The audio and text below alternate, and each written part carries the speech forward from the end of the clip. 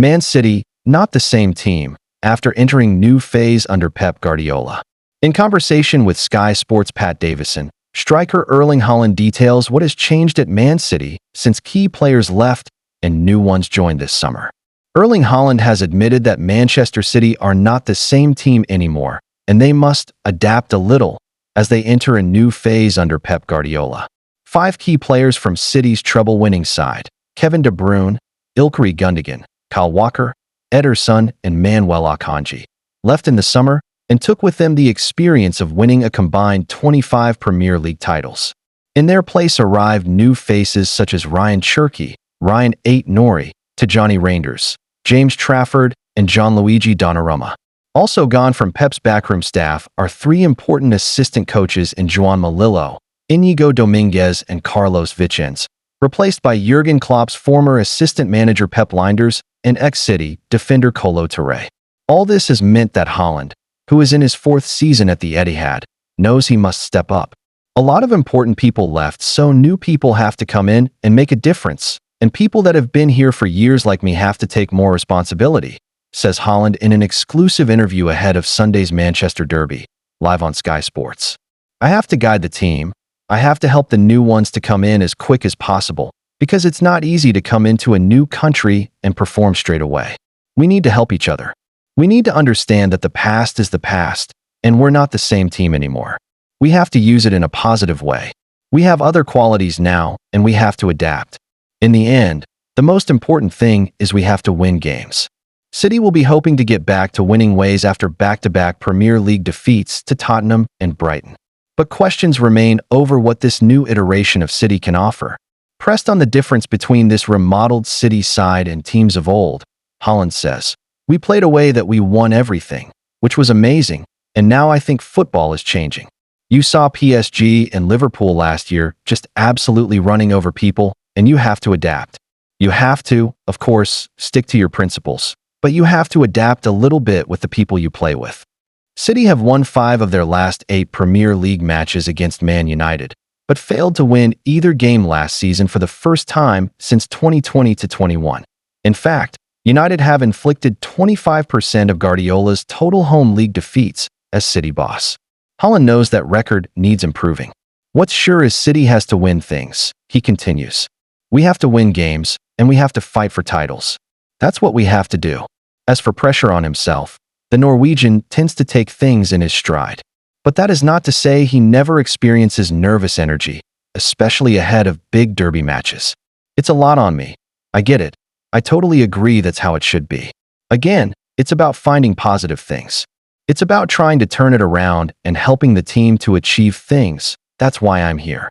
United head into Super Sunday's crunch match above City in the table for the first time in 5 years. And while vast amounts of attention might well be on the opposite ends of the pitch, new goalkeeping recruits Donnarumma and Man Utd Sen Lamens are in line for Premier League debuts. Haaland wants to be sure he does his job with clarity. We have to perform. Say what you want, but we have to win games in the end. That's what we get paid for. I try to do everything I can, and I try to help the team as much as possible. No matter how the situation is, if you win every single game or lose every single game, you still have to try to be free in your mind. It's something I still have with me now. Thanks for watching. Stay for the next content. Don't forget to like and subscribe. Liverpool tipped to obliterate transfer record again with deal for £129 million star on for summer 2026. Liverpool manager Arne Slot is far from done at rebuilding his squad, with new reports revealing they are ready to advance in their push to sign Michael Olise from Bayern Munich, while Team Talk can analyze whether the France international would prove a suitable heir for Mo Salah.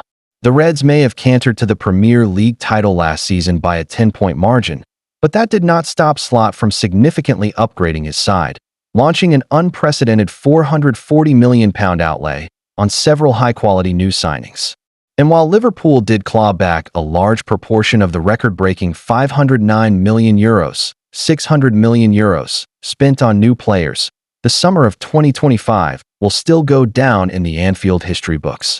During that time, the Reds have broken the British transfer record twice, first spending a £116 million package to lure Florian Wirtz to Anfield, and then, on deadline day, finally getting a deal over the line for Alexander Isak, with the Swedes' arrival from Newcastle setting them back an eye-watering £125 million, €144 million, $167.5 million.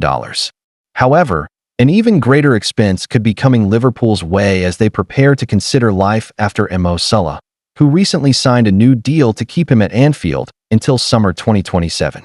With the Egyptian turning 33 over the summer, the Reds will be wary that he may not remain at the very top for much longer, and plans to replace him have recently seen them strongly linked with Alice. And with a clause in his Bayern Munich deal, leaving them open for his departure from 2027, new reports in Germany believe the Reds could look to get ahead of that curve by bidding for him in 2026. According to German outlet Absolute Fußball, it would not be a big surprise to see Alice leave if someone pays in the region of £129 million for the former Crystal Palace man, a fee which would topple the cost on Isak were the Reds to sign him. Alice can continue to increase its market value, and next summer the World Championship is finally on the program.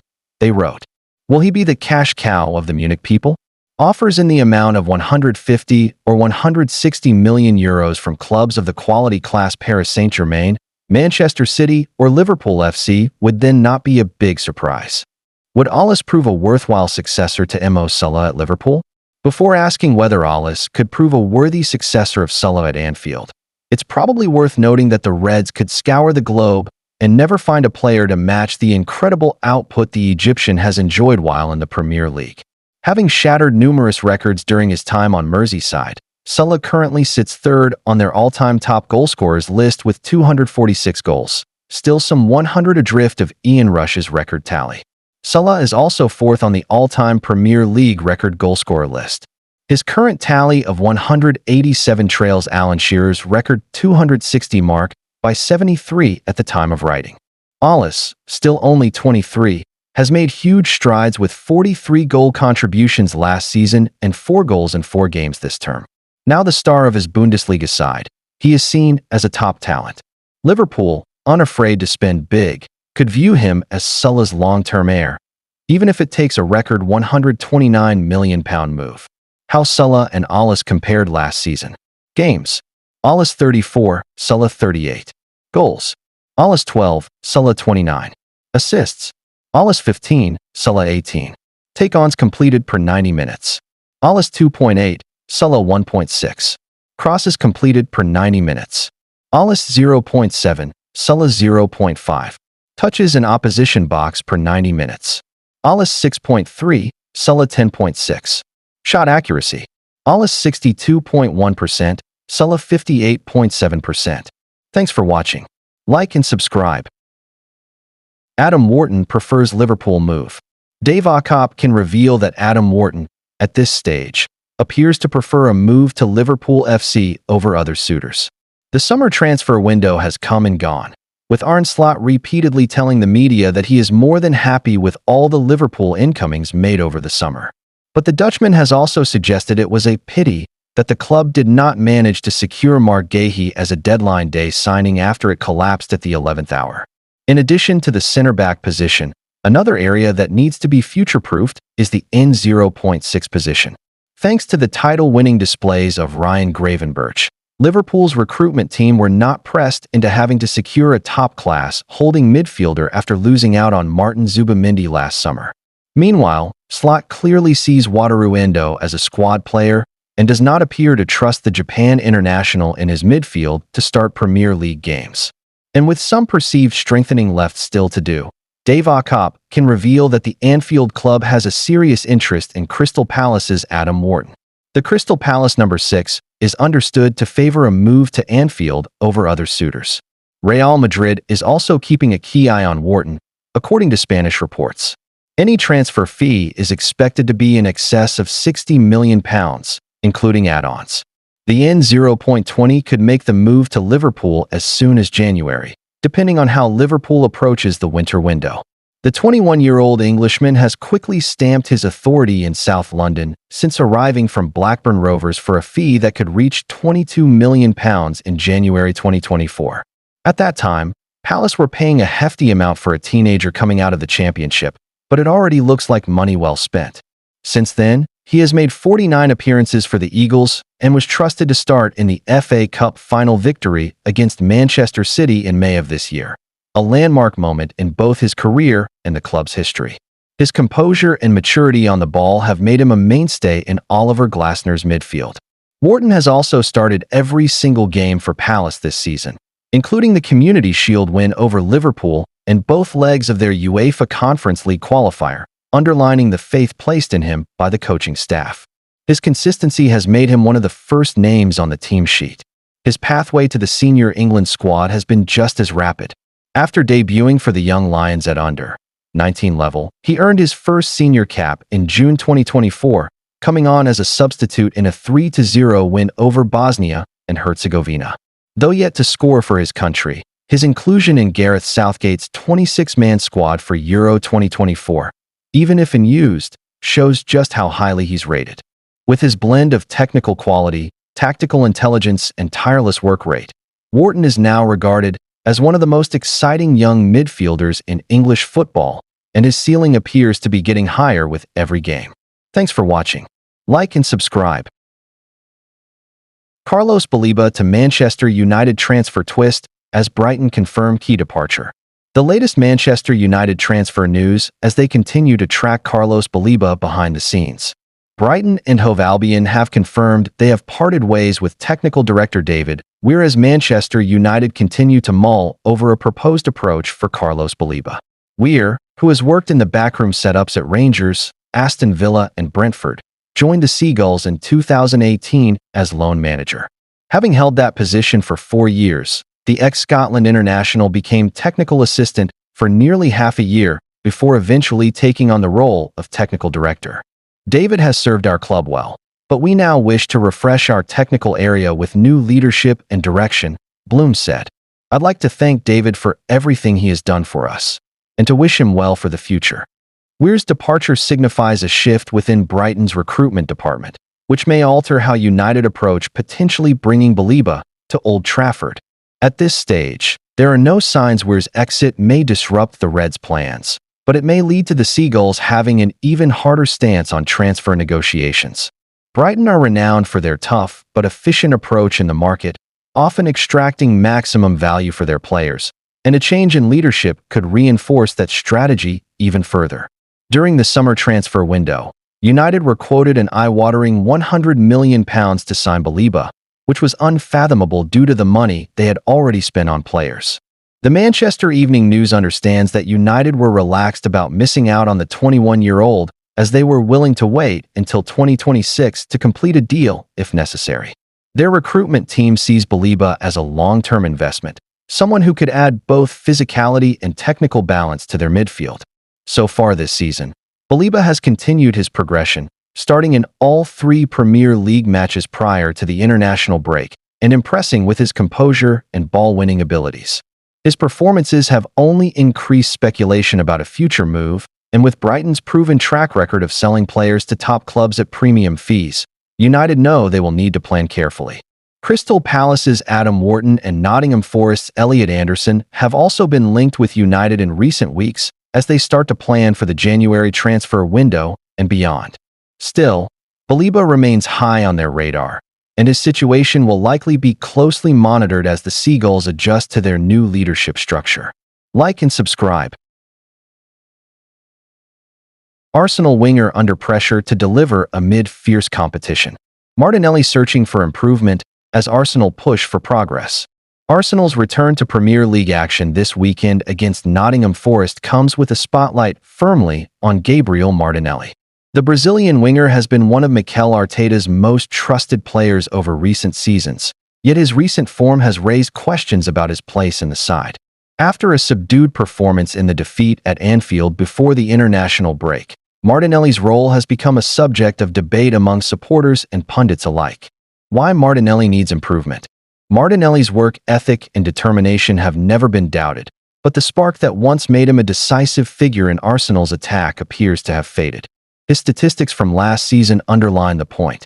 Across 51 appearances in all competitions, he registered 10 goals and 6 assists, a respectable output, but perhaps not at the level expected of a winger in a side aiming to win both the Premier League and Champions League.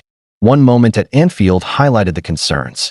Martinelli burst forward on a counter-attack, with Victor Gyökeres making a run in behind Liverpool's defense. Rather than releasing the ball to the striker, Martinelli held on to it, eventually losing possession for a goal kick. That decision was replayed heavily after the game, with supporters pointing to a lack of confidence and overthinking in crucial moments. Some close to the player believe Martinelli is struggling with the external noise. He is known to be aware of the criticism on social media, and that pressure can weigh heavily on a player who thrives on instinct and direct play. How Arsenal's evolving style impacts Martinelli. When Martinelli produced his most productive campaign in 2022-23, scoring 15 goals with 6 assists, Arsenal's approach was more fluid and expansive. The Brazilian could exploit open spaces, stretch defenses, and create with direct runs from the left.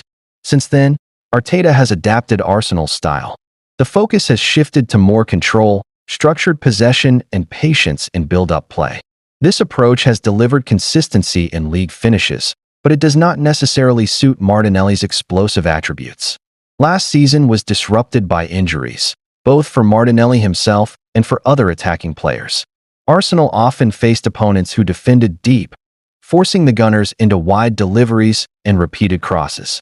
That reduced the winger's ability to play to his strengths, leaving him frustrated. This season Arteta has introduced another shift, making the team more direct and transitional to maximize Gyökeres' pace and movement. That adjustment could be a turning point for Martinelli. His speed is among the best in the league, and if Arsenal consistently look to play balls in behind, he could find himself in more promising situations to score or assist.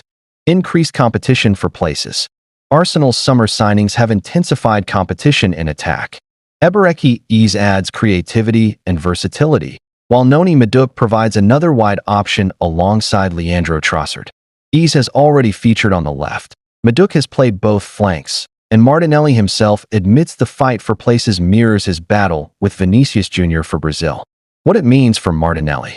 Despite internal talks of a sale, Arsenal remain committed to Martinelli, whose deal runs until 2026 with an option to 2028. Arteta continues to trust him in big games, but the raised standards mean he must rediscover the cutting edge that made him a star in 2022-23. With his pace and energy suited to a more direct style, Martinelli still has the chance to play a decisive role in Arsenal's pursuit of trophies. Thanks for watching. Stay for the next content. Don't forget to like and subscribe.